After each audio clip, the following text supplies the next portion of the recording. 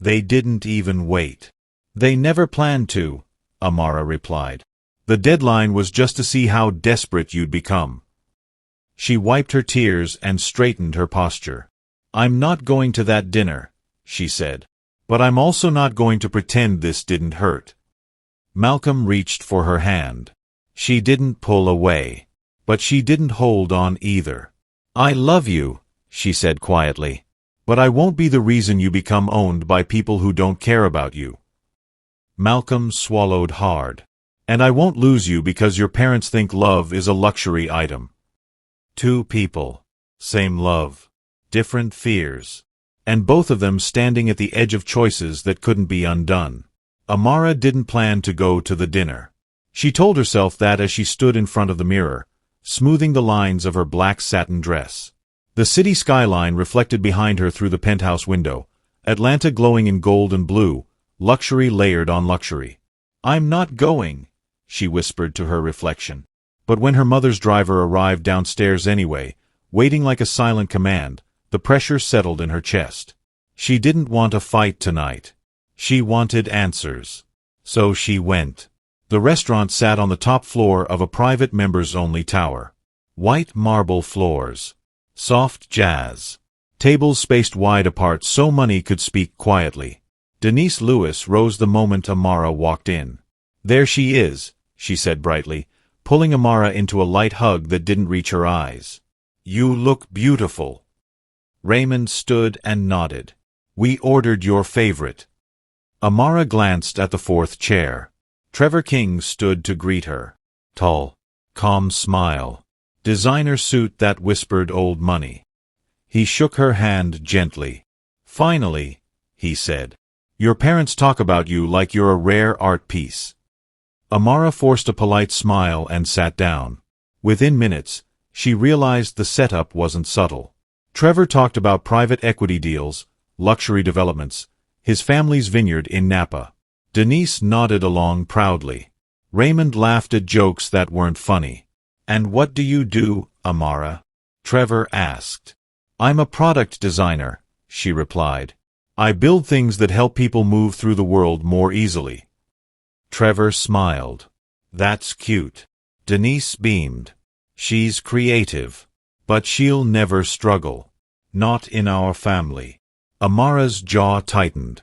Then Denise leaned in, voice soft but sharp. You know, Trevor, Amara has been dating someone. But we're guiding her toward men who can provide stability. Raymond added, men who don't ask our daughter to downgrade her lifestyle. Amara pushed her chair back slightly. Stop, she said quietly. Denise blinked. Stop what, dear? Talking about me like I'm not here, Amara replied. And like the man I love is some kind of phase. The table went still. Trevor cleared his throat. I don't mean to intrude on complicated situations. Amara met his eyes. Then don't be part of one. She stood. I'm leaving. Denise's smile vanished. Sit down, Amara. You're embarrassing us. Amara's voice was calm, but it shook. You embarrassed yourselves when you tried to auction off my future. She turned to go. And that's when Malcolm walked in. He hadn't planned to come either. But something in his chest wouldn't let him stay away when he saw the restaurant's name on the reservation confirmation that had synced to Amara's shared calendar weeks ago. The room shifted when he entered, tailored suit, controlled expression, eyes locked on Amara. Raymond stiffened. Denise's lips pressed thin. Trevor stood, confused. I think there's been a misunderstanding. Malcolm stepped beside Amara. No, he said evenly. There's been a calculation. He looked at Raymond and Denise. You gave me a deadline to buy your approval, while you were shopping for my replacement. The surrounding tables had gone quiet. Money likes privacy, but drama is louder. Raymond stood. This is not the place. Malcolm nodded. You're right. It's a place you hoped to humiliate me quietly. Amara reached for Malcolm's hand. This time, she held on. The restaurant had gone silent. You could hear the soft clink of cutlery from a table across the room. The pianist kept playing, unaware that a storm was unfolding in silk and glass. Raymond Lewis straightened his jacket, eyes cold. "You're making a scene, Malcolm." Malcolm nodded slowly. "I was invited into one." Denise stood, voice tight. "This is about protecting our daughter's future. You can't provide what she's used to." Malcolm glanced at the table. The wine, the private menu, the curated luxury. "Your daughter isn't used to being sold." A few heads turned. Phones subtly lowered. Money hates attention, but it hates being exposed more. Trevor shifted uncomfortably. "I think I should leave." Amara turned to him. "You should. This isn't your mess." Trevor gave a small nod and stepped away, murmuring apologies to the table as he disappeared into the elevator corridor. Denise's composure cracked. "You just chased away a man who could have given you everything." Amara looked at her mother. "He couldn't give me respect." "You can't buy that." Raymond's gaze cut back to Malcolm. "You came here to grandstand." "Fine. Say what you came to say and go." Malcolm took a breath. "I came to return something." He reached into his jacket and pulled out a slim black folder. He placed it gently on the table. "What's that?" Denise asked sharply. Malcolm's voice was steady. "The deed to the townhouse I just bought. In Amara's name." The room froze. Amara's eyes widened. "Malcolm, what are you doing?" "I'm not buying my way into this family," he said. "I'm stepping out of the auction." Raymond scoffed. "You think gifting property changes the reality? You still can't sustain our standard long-term." Malcolm met his eyes. "You're right. I can't sustain your standard. And I'm done trying." He turned to Amara. "I didn't buy that house to impress them," he said softly. "I bought it because I panicked. Because I thought love had to prove itself in assets. I was wrong." Amara shook her head, tears pooling. "You didn't have to do this for me." "I know," Malcolm said. "That's why I'm undoing it." Denise laughed sharply. "So you'll walk away from everything? Pride over provision." Malcolm didn't flinch. "No. Peace over performance." He reached into his pocket again and pulled out his phone. "I signed a deal with an investor who wanted control of my company," he said, voice steady. "I'm ending that deal tonight, even if it costs me." Raymond's eyes narrowed. "You'd throw away millions for principle?" Malcolm nodded. "I built my life without being owned. I won't start now just to earn permission to love your daughter." The pianist missed a note. Amara stepped closer to Malcolm, her voice trembling but clear. "I don't need a house before marriage. I need a husband who doesn't sell himself to be accepted." Denise's voice softened, just a little. "You're choosing struggle." Amara shook her head. "I'm choosing choice." Malcolm took Amara's hand and turned toward the exit. Raymond called after them. "If you walk out that door, don't expect our blessing."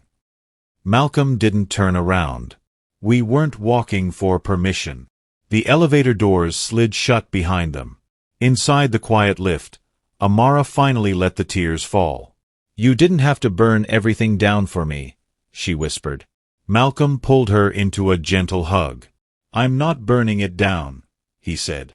"I'm building something they can't control." And as the elevator descended through glass and light, the city looked different. Not like something to conquer, but something to live in on their own terms. Darius Cole did not take rejection well.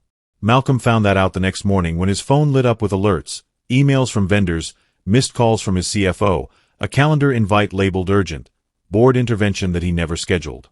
By the time Malcolm reached his office, the energy had shifted. People whispered. Screens dimmed when he passed.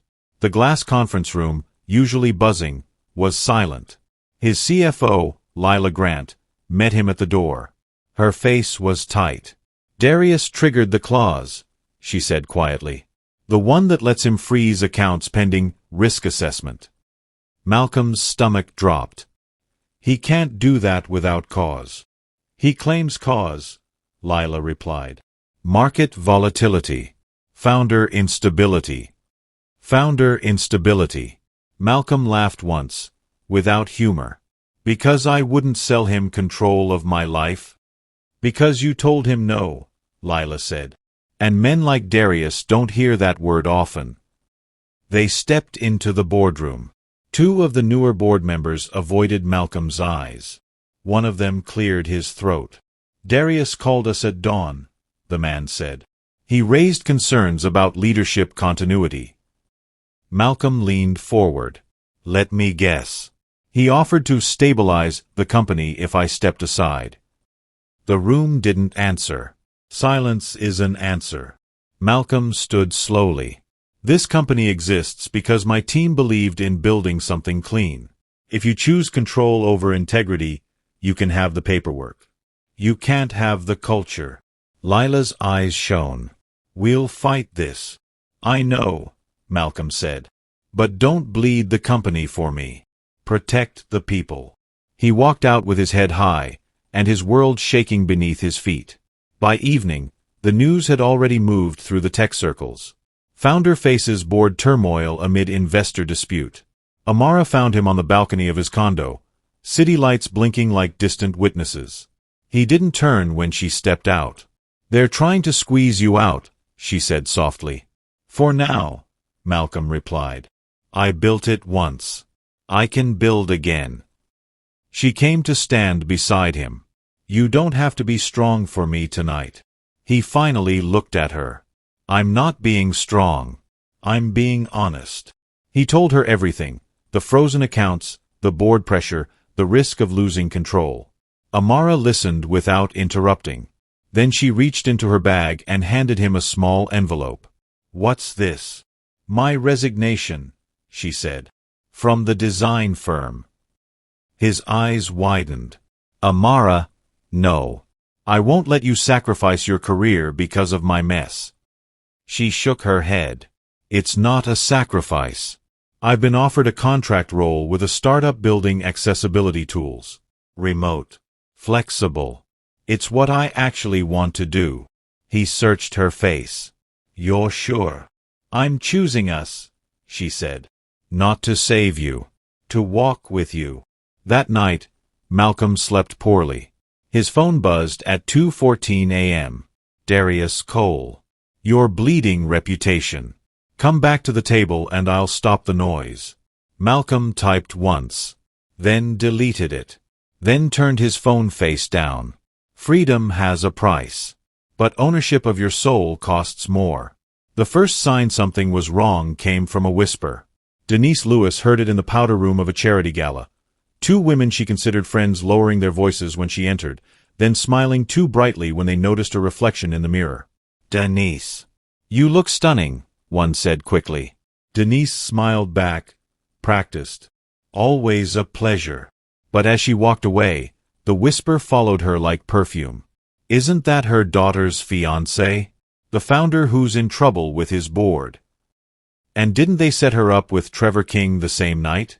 Messy. Messy. Denise's smile tightened. At their penthouse, Raymond scrolled through his phone, irritation building. Two investors pulled out of the fundraiser, he said. They said they're reconsidering affiliations. Denise frowned. Why would our affiliations matter? Raymond showed her a headline. Venture capital power player accused of strong-arm tactics amid founder fallout. Darius Cole's name sat right under it. The article mentioned Malcolm's company. And in the comments section, someone had written, funny how the Lewis family was seen dining with Darius Cole's circle last week. Birds of a feather? Denise's chest tightened. They're dragging us into this. Raymond stood. We didn't do anything wrong. Denise snapped. We publicly humiliated a founder in a members-only restaurant while shopping our daughter like inventory. That's not nothing. Raymond hesitated. He hated that she was right. Later that day, Amara's aunt called Denise. You might want to cool the pressure on your daughter, her aunt said carefully. People are starting to talk. The narrative isn't flattering. Denise scoffed. Narrative? This is about family standards. Standards look different when they're trending, her aunt replied.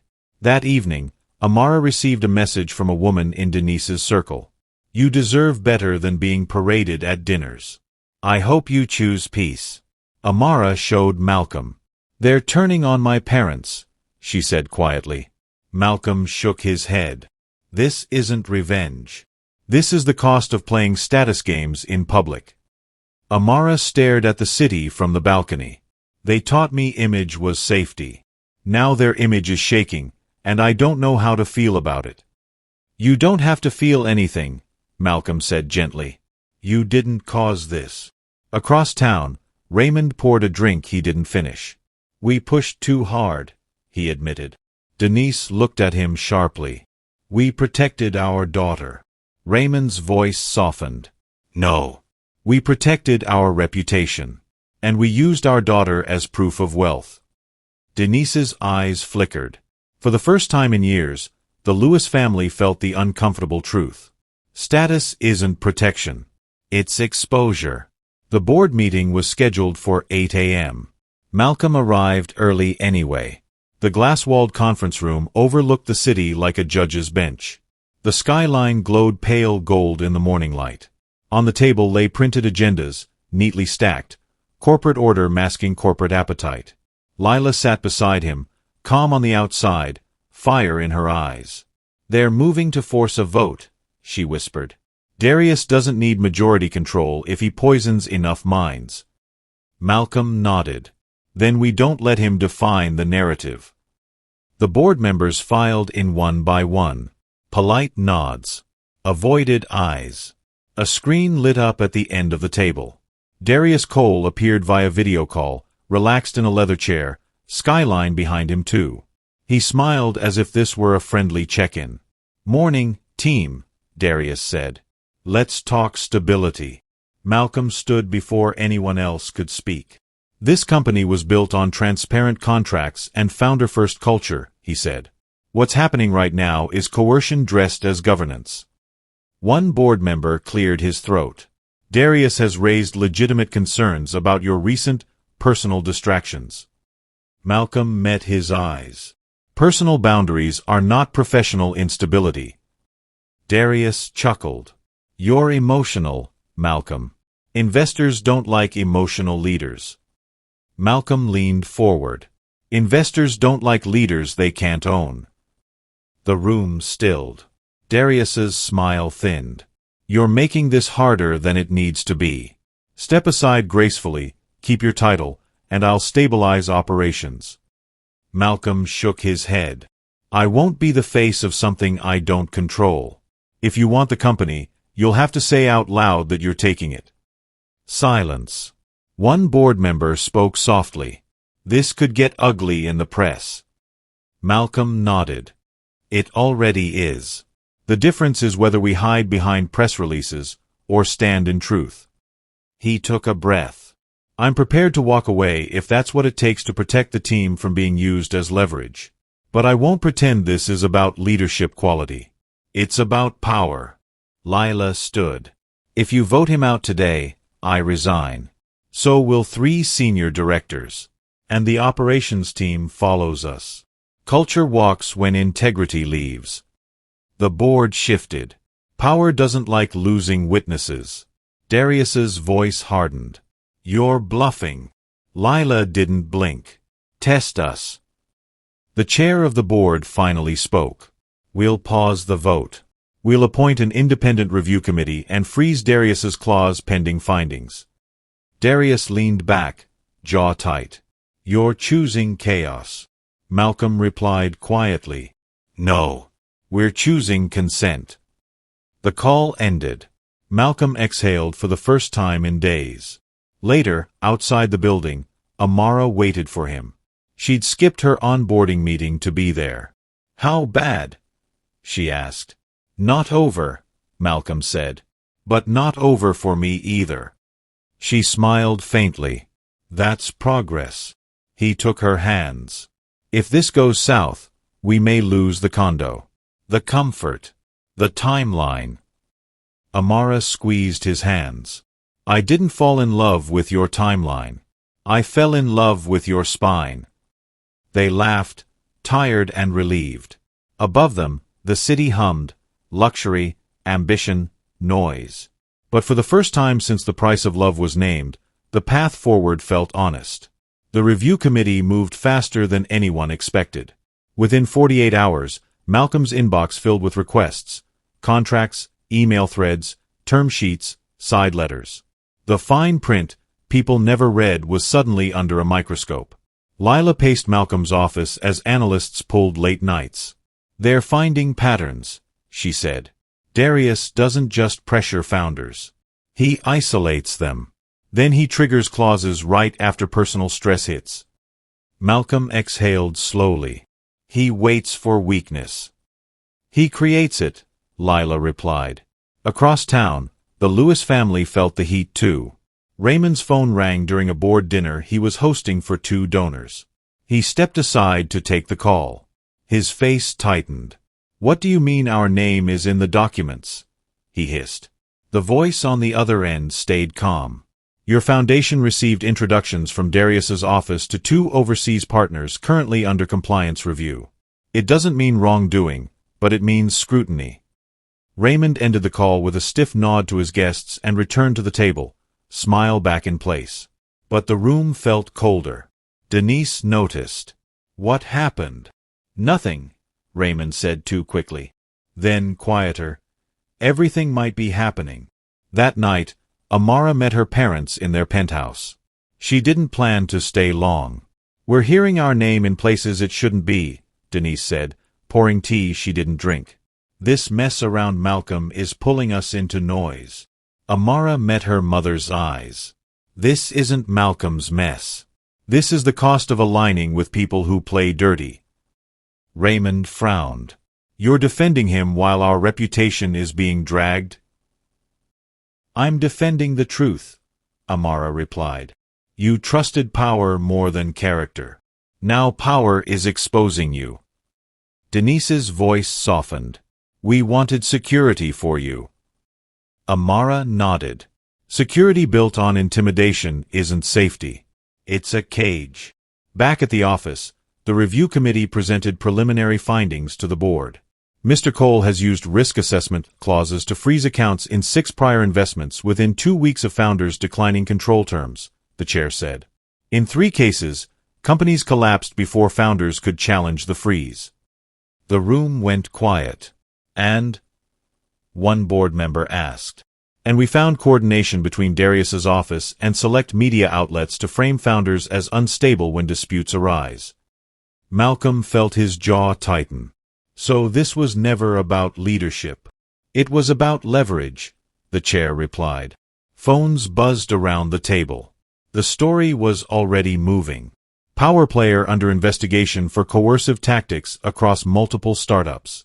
Across the city, Trevor King canceled a brunch with Denise's friends. 2 donors postponed meetings with Raymond. Doors that used to swing open hesitated. At sunset, Malcolm and Amara stood on the balcony again, the city glowing beneath them. They're finding more, Malcolm said quietly. This could end Darius's run. Amara nodded. And my parents are scared. Are you okay? He asked. She took a breath. I love them. But I won't carry their image on my back anymore. Malcolm reached for her hand. No matter how this ends, house, board, money, I'm choosing clean hands. Amara squeezed his fingers. Clean hands build steady homes. Below them, sirens passed and lights flickered, proof that power shifts make noise. But for the first time, the noise wasn't swallowing them.